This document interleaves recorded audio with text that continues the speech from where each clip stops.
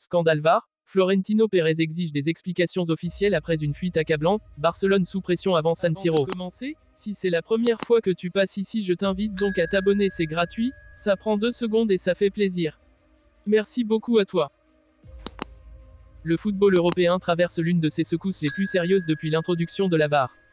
Alors que l'Inter Milan et le FC Barcelone se préparent à disputer le match retour décisif de leur demi-finale de Ligue des Champions, une affaire explosive vient bouleverser la compétition. Une fuite audio présumée de la VAR, laissant entendre une manipulation en faveur du Barça, a déclenché un tollé. En première ligne, Florentino Pérez, président du Real Madrid, est sorti de son silence pour exiger publiquement des explications officielles de l'UEFA. Son intervention vient amplifier une crise qui prend désormais une dimension politique et institutionnelle. Un match aller spectaculaire à Montjuïc, mais aujourd'hui éclipsé par la polémique. Tout avait pourtant commencé comme une célébration du football.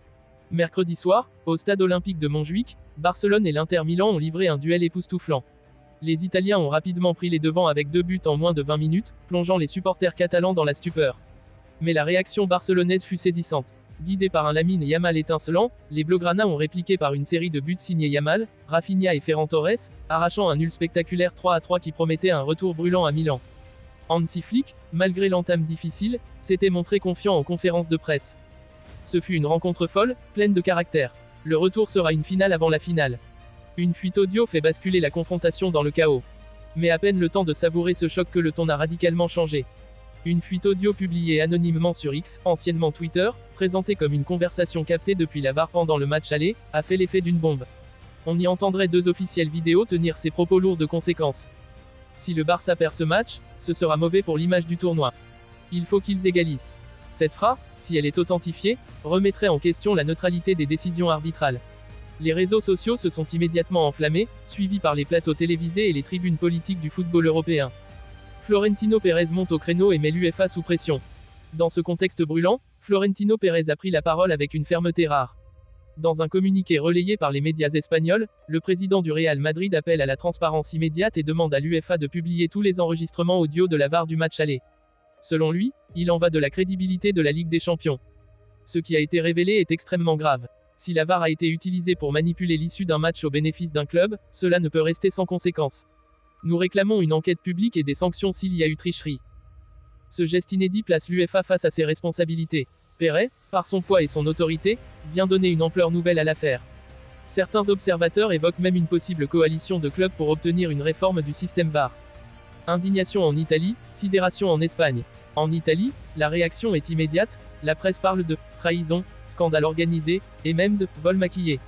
Les supporters de l'Inter exigent que le match aller soit invalidé et que des sanctions soient prises contre les arbitres. En Espagne, le silence du FC Barcelone interroge. Tandis que certains médias catalans dénoncent une opération de déstabilisation orchestrée depuis l'étranger, d'autres commencent à s'inquiéter de la tournure prise par l'affaire.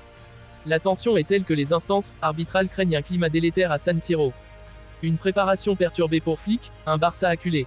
Hansi Flick tente de garder ses joueurs concentrés malgré cette tempête médiatique. Privé potentiellement de Jules Koundé, blessé à la cuisse, il devra aussi faire face à une atmosphère explosive à Milan. L'Inter, de son côté, pourrait être privé de Lautaro Martinez, sorti touché au mollet. Mais au-delà du terrain, c'est la pression psychologique qui s'annonce redoutable. Entre les accusations de favoritisme, la colère du public milanais et les menaces d'une enquête disciplinaire, le Barça devra jouer sous une chape de plomb. San Siro, théâtre d'un verdict moral autant que sportif. Le 6 mai 2025, San Siro ne sera pas seulement l'arène d'un grand match de football. Il sera le théâtre d'un procès à ciel ouvert sur l'équité, la technologie et l'éthique dans le sport de haut niveau. La qualification pour la finale sera au cœur du spectacle, mais c'est aussi la confiance dans la VAR, dans l'UEFA, et dans la probité du football européen qui se jouera ce soir-là. Et même si Barcelone venait à triompher à Milan, une question hantera toutes les conversations, sur les réseaux, dans les tribunes et dans les couloirs du pouvoir sportif. Cette victoire serait-elle vraiment méritée, ou déjà souillée par le doute ?